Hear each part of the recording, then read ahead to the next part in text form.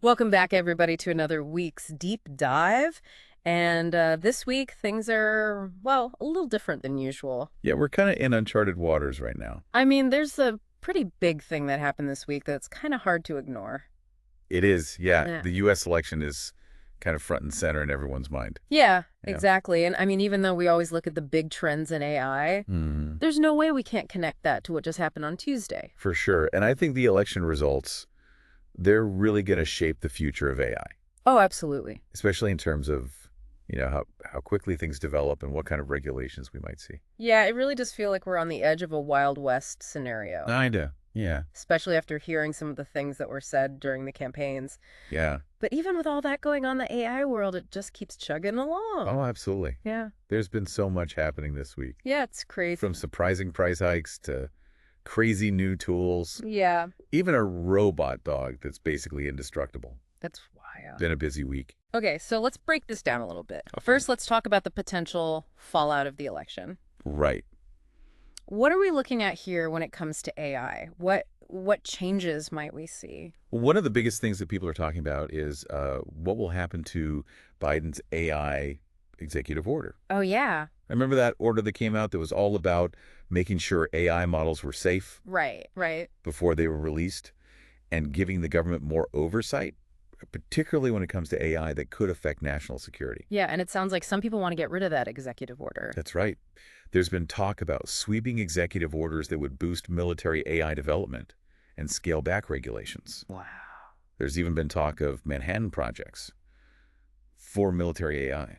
So if that does happen, that sounds like a huge shift. It would be. I mean, what are the implications of focusing so much on military AI, Well, especially when it comes to ethics and geopolitics? yeah, that's the big question, isn't it? Yeah. I mean, it could definitely lead to a much faster pace of AI development. Right. Maybe even with less stringent safety checks. And that brings up all sorts of questions about unintended consequences, and whether these algorithms might be biased or not. Right. Are we headed towards an AI arms race? Exactly. It's a real possibility. This whole push for developing AI so fast and having fewer rules, Yeah, it's interesting because it's not just coming from one side of the aisle.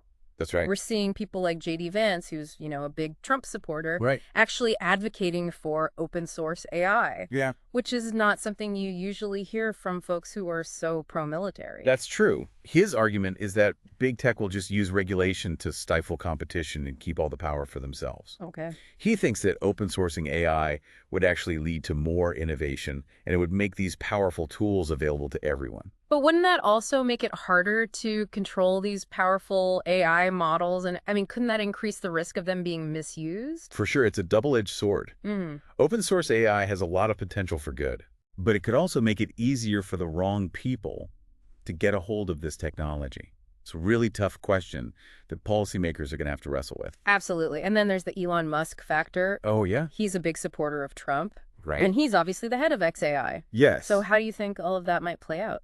Well, it's definitely something to keep an eye on. I mean, Musk is so influential in the AI world, and his connection to Trump could give him a lot of sway over any future AI regulations that come out. Right. I wouldn't be surprised at all if he pushed for policies that benefit XAI and his other companies. Well, and you know what comes to mind is that Trump has made comments about AI's energy consumption. Yeah. So could that actually become a point of conflict with Musk? That's an interesting thought.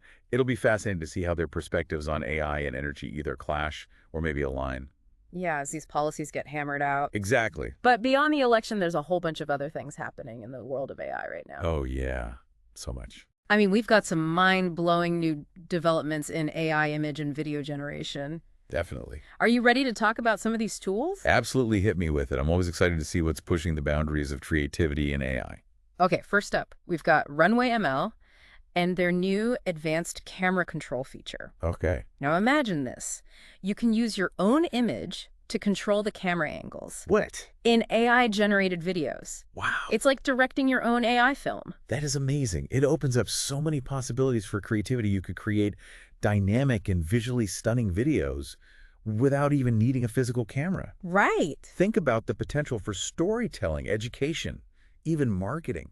It's Yeah. incredible. And it's not just static images anymore. Sing AI is letting people insert their own faces into AI-generated videos. Really? They've got examples of people talking on the phone, eating pizza, even sailing, and it all looks so realistic. It's pretty wild, isn't it? Yeah. On the one hand, it opens up amazing opportunities for personalized content creation. But we also have to be aware of the potential for misuse, especially when it comes to deepfakes. Speaking of deepfakes, ByteDance, the company behind TikTok has created this tool called XPortrait 2. Okay. And it can take facial expressions from a video and transfer them onto a still image. Wow. The results are unbelievably lifelike. The potential for creating high-quality character animation is huge. Just imagine bringing drawings or even photographs to life with nuanced facial expressions, all powered by AI. That would be amazing. But of course, we can't ignore the potential for misuse, especially with deepfakes becoming more and more sophisticated. Then there's FacePoke, a hugging face tool that lets you manipulate facial features in an image. Okay. You want to change someone's eye openness or give them a smile? FacePoke can do that. It sounds like a fun tool for playing around with images, Yeah. but it really highlights how easy it's becoming to manipulate images and the ethical considerations that come with that. Right. What might seem like harmless fun to some people could definitely be used for less savory purposes. And the line between real and fake is getting even blurrier with tools like Flux, which is Black Forest Labs' photorealistic AI model. Right. And they've just released some updates that make the images look even more realistic. So it's getting harder and harder to tell the difference between these AI-generated images and real photos. And that's troubling because the potential for disinformation is huge. Yeah, it's scary. It really is. Then there's Kaya, which is letting users train AI models on specific styles and faces Oh, yeah. so they can get super consistent results. It's like having a personal AI art assistant that totally gets your aesthetic. Yeah, it's incredible how quickly these tools are evolving. It really is amazing. But let's shift gears for a second and talk about language models. Okay. Specifically Anthropic. They've been making some bold moves lately. I have. You know, most AI companies are trying to make their language models cheaper. Right. But Anthropic decided to go in the opposite direction. They actually raised the price of their smallest Claude model. Yeah, and they say it's because the model has gotten smarter. Interesting. Some people are calling it the intelligence tax. Hmm. But is it a real advancement in AI capabilities or Right. just a clever marketing tactic? It's hard to say, but it definitely raises some questions about the value and pricing of these advanced AI models. And speaking of Anthropic, they've also partnered with Palantir and Amazon AWS Oh, wow. to make their AI models available to U.S. government intelligence and defense agencies. Things are getting interesting now. The potential applications for AI in government are huge, Yeah. but there are also a lot of potential implications. Absolutely. I mean, it sounds like everything's on the table right now. Yes. From processing tons of data to identifying patterns to even streamlining document review. It's a lot to consider. But what about the potential for bias in these models? And how can we be sure there's accountability when AI is being used to make decisions that could have some really serious consequences? Those are the questions we need to be asking, especially as the government gets more and more involved in AI development. And it's not just Anthropic. Meta also announced that they're making their Llama model available for U.S. national security applications. So the government's interest in AI is definitely growing rapidly. So we've talked about how the election might impact AI development, and we've looked at some pretty incredible image and video tools. Yeah. And we've even talked about how AI is becoming more and more intertwined with the government. But what about AI in our everyday lives? Are we all going to have robot butlers soon? Maybe not quite yet, Yeah. but AI is making its way into everyday applications in some really fascinating ways. Like how? We'll take Instagram, for example. Oh, okay. They're now using AI to catch teenagers who are lying about their age. Oh, wow. It's like a digital detective that can analyze everything, from your account data to your follower list to even those happy birthday posts.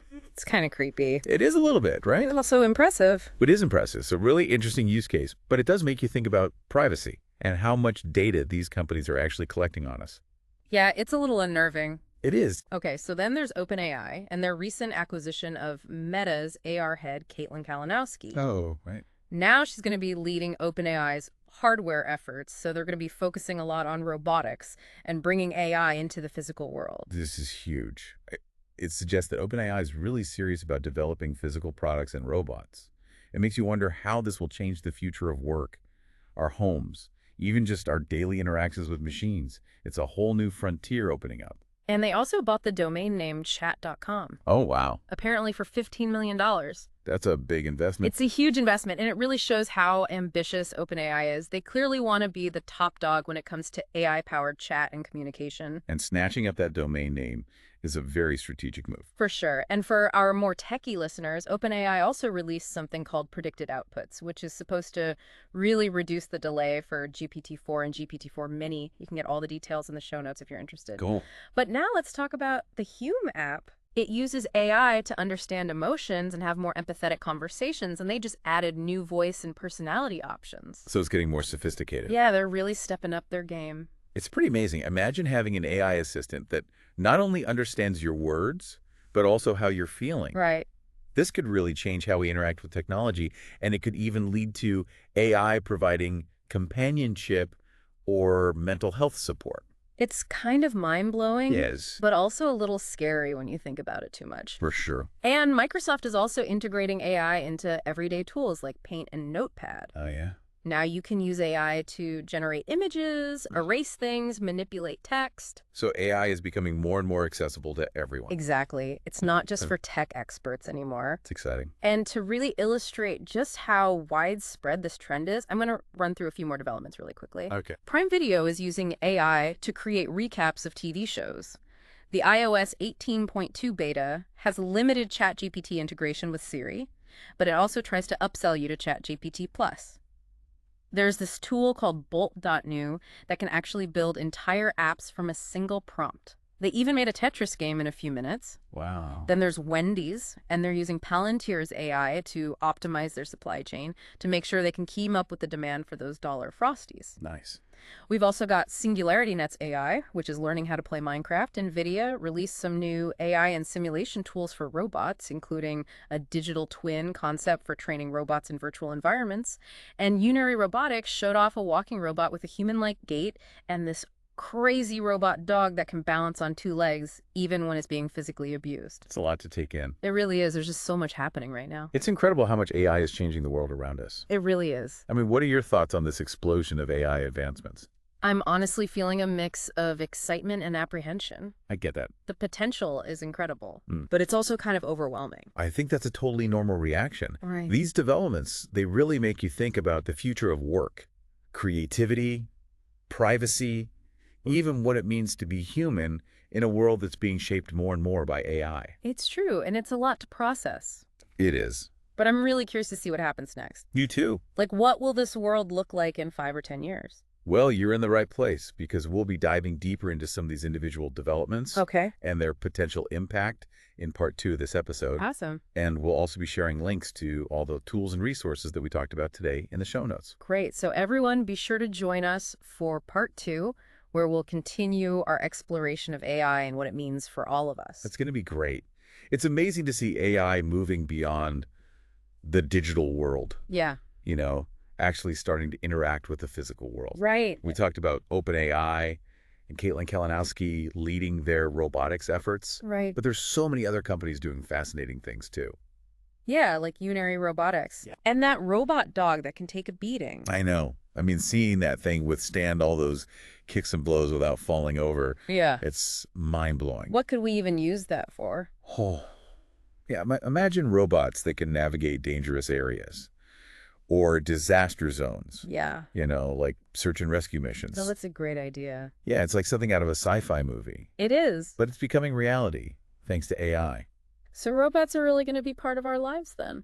It seems so. But let's go back to the digital world for a minute. Okay. Those AI image and video tools we talked about, Yeah, Runway, MLSing, AI ByteDance's X Portrait 2, right.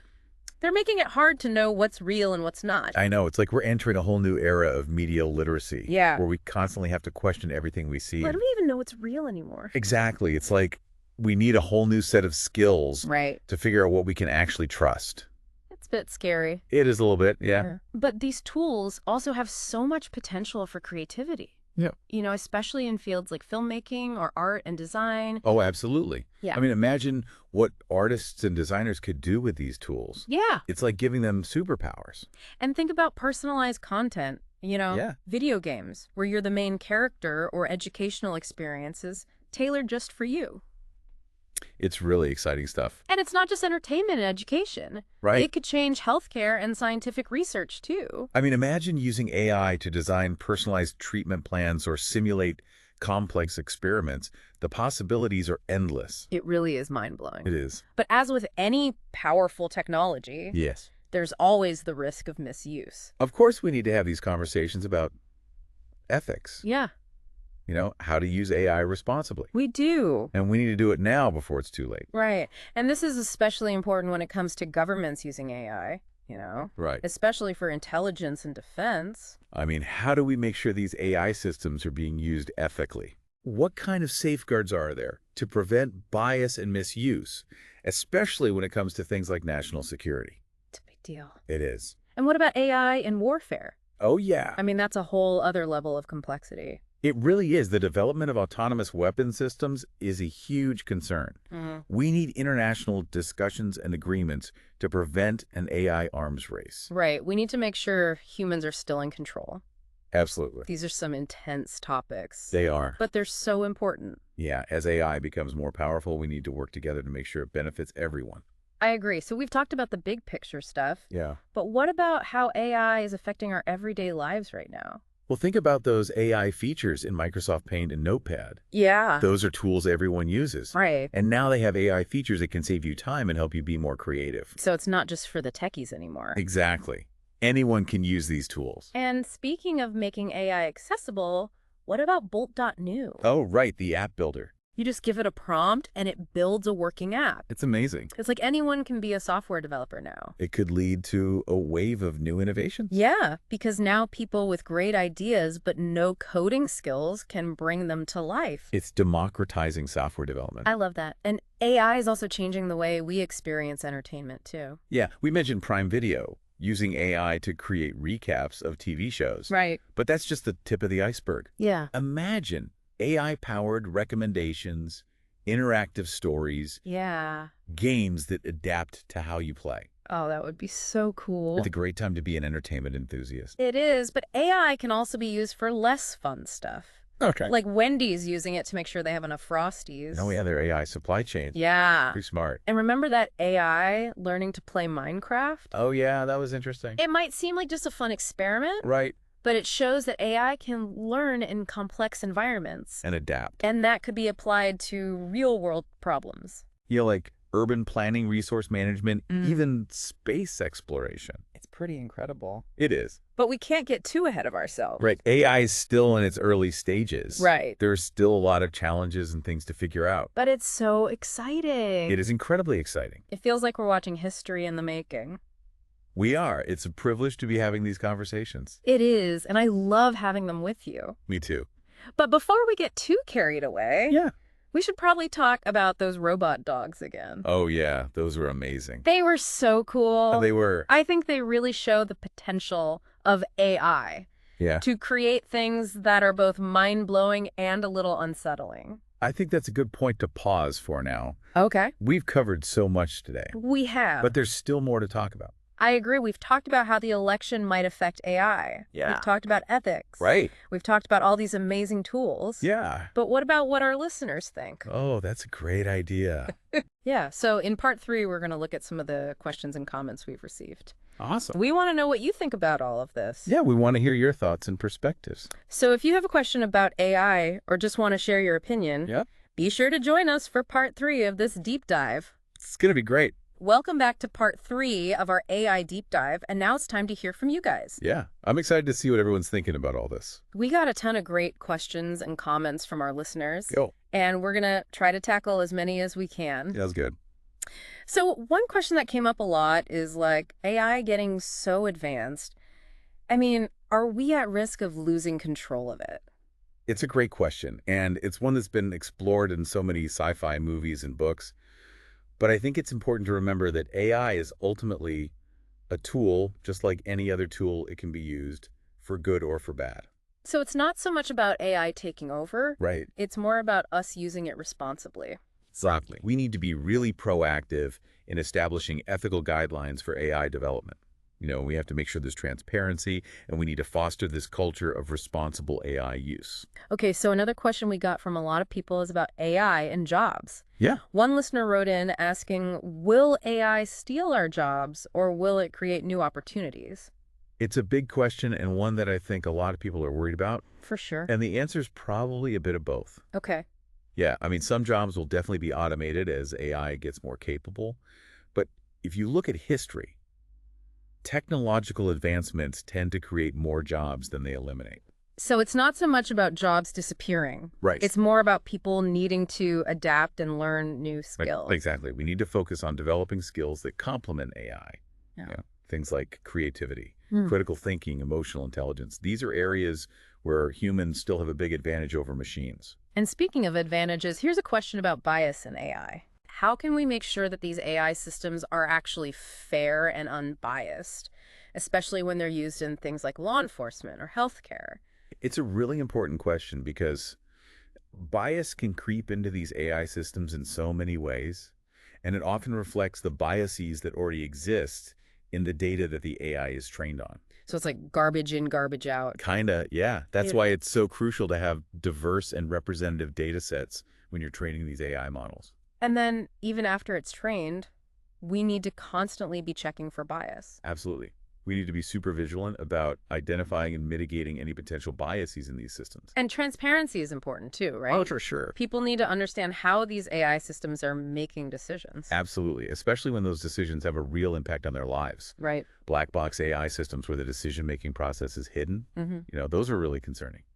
We need to be pushing for explainable AI, where we can understand the reasoning behind the decisions that these systems are making. Okay, so another big question we got is about privacy. Oh, yeah, that's a big one. With all these AI systems collecting so much data about us, how can we make sure our privacy is protected? Well, it's a valid concern because AI needs data to work.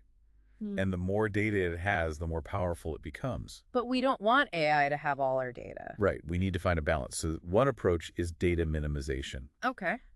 Only collecting and storing the data that's absolutely necessary. So be more careful about what we collect in the first place. Exactly. And we need stronger data protection laws. Yeah. And we need to hold companies accountable for how they use our data. But what about new technologies like differential privacy? Yeah. Could that help? Definitely, differential privacy is a really promising area of research, and it allows for data analysis without actually revealing any personal information. So we can still benefit from the data All right. without compromising anyone's privacy? Exactly. And It's a potential solution. it's crazy how every answer just leads to more questions. I know that's what's so fascinating about this whole field. It is. It really feels like we're all on this journey together. Yeah. Just trying to figure out what AI is all about. And what it means for humanity. Exactly. Yeah. It's a constant process of learning and adapting. Absolutely. Yeah. And it requires a lot of collaboration and open discussion, not just between tech people, but also policymakers, ethicists, and just everyday people. We need everyone at the table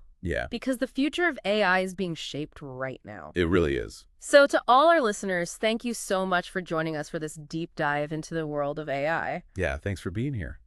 We hope you learned some new things And that it got you thinking. and maybe even spark some inspiration. We really appreciate all the questions and comments you guys send in. It's clear that you're just as fascinated by AI as we are. But before we say goodbye, we want to leave you with one final thought.